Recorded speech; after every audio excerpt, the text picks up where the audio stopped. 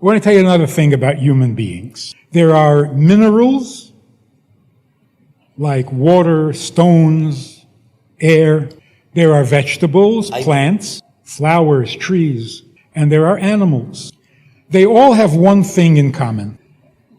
They're all happy with what they are. The stone is happy to be a stone. That's why a stone never complains, never goes for therapy, doesn't take antidepressant pills. He's a stone. A flower, happy to be a flower. The only difference is a flower wants to be more of a flower, a bigger, blossomed, but a flower. So as long as you let it grow, it's happy to be a flower. An animal is also happy to be an animal.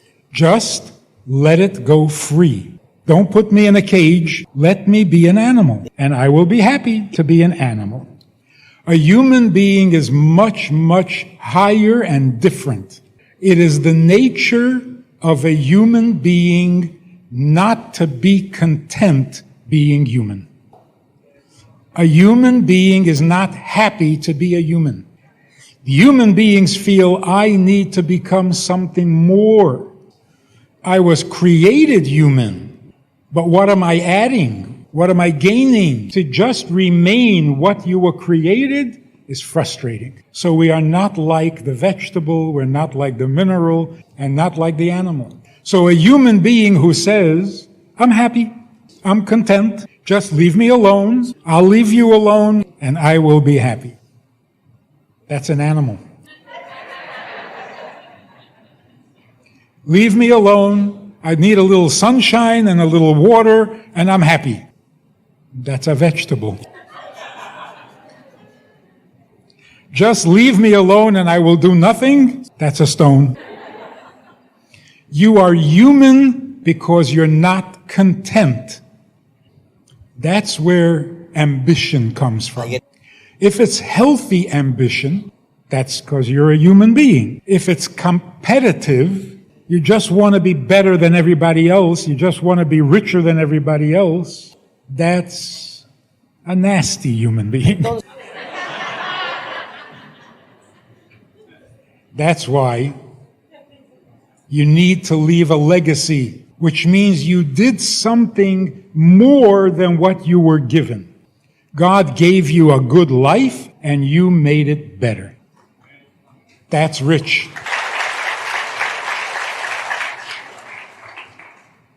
So we have two kinds of wealth. Good children who make you proud, and a life that feels like you made a contribution. You took a good thing and you made it better. If you have both, you are very, very rich. Now finally, there was a man long time ago. He had a son who was not very developed. And he sat home and he did nothing all day. His father called him in and he said to him, here is a bag of gold coins. Go into the marketplace, buy wholesale, and sell retail, and make a life. So the boy takes the money, he goes into the market, and somebody notices that he is a simpleton, and he says to him, are you looking to buy something? He says, yes, wholesale. He says, I have just perfect thing for you. He showed him a whole wagon full of toothpicks. Millions of toothpicks. He says, I'll give you this whole wagon for a little bag of gold. The poor boy thought, wow, I am successful. In the first 10 minutes, he bought the wagon. He brings it home to his father, and his father says to him, you simpleton, you fool. We live in a farm country. Who uses toothpicks? This is garbage. So the boy went to his room and cried. A month goes by. The father can't stand it that the boy doesn't do anything. So he calls him in a second time. He says, here is a bag of gold coins. Go into the market, buy wholesale, and you'll sell retail, and you'll make something of yourself. But this time, buy something important. So he goes into the marketplace, and the same guy sees him And he says to him, are you buying? He says, only if it's important. The guy says, I have just the perfect thing. He showed him a whole wagon of ram's horns, which we use on Rosh Hashanah. A whole wagon full. He said, oh, this is good. Father is going to be very proud. He buys the wagon of shofars, brings it home to his father, and his father says, you simpleton, you fool. The whole community needs one shofar, and it lasts about 900 years. What are you going to do with a whole wagon of shofars? So the boy goes to his room and cries. This is not a good lesson on how to raise children. It's a different point to the story.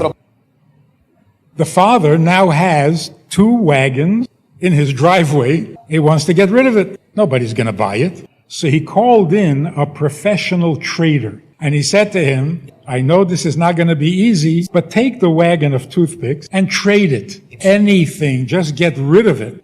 So he takes the wagon and he goes. He called another trader and he said, I know this is not going to be easy, but take the wagon of shofars and trade it for anything. I don't care. Just get rid of it. A week later, he's sitting on the porch and he sees a wagon coming from the east and another wagon is coming from the west, and they look familiar. The man who took the toothpicks met the man who took the shofars. And he said, the owner told me to exchange this for anything. So the guy who took the toothpicks is coming back with the shofars. And the guy who took the shofars is bringing back the toothpicks. His father was laughing so hard that the son heard. He comes downstairs and he sees what's going on. And he says to his father, this is not nice. It's not fair. Here are professional people, years of experience. Años de experiencia. They are bringing back toothpicks and shofars. You're not calling them simpleton. You're not telling them they're fools. I brought back the same thing, and you called me a fool. It's not fair. So the father said, you simpleton, you fool. I sent them with junk, and they brought back another junk. I sent you with gold. God gives us a life that is gold. What are we exchanging it for? Another gold? Same thing. ¿Sí? We need to exchange the gold that God gave us for something even better than gold.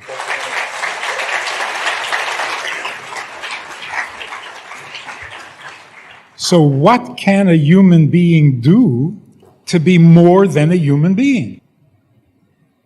We can't become an angel. It wouldn't be good if you become an angel. You can't become God, even if you think you are.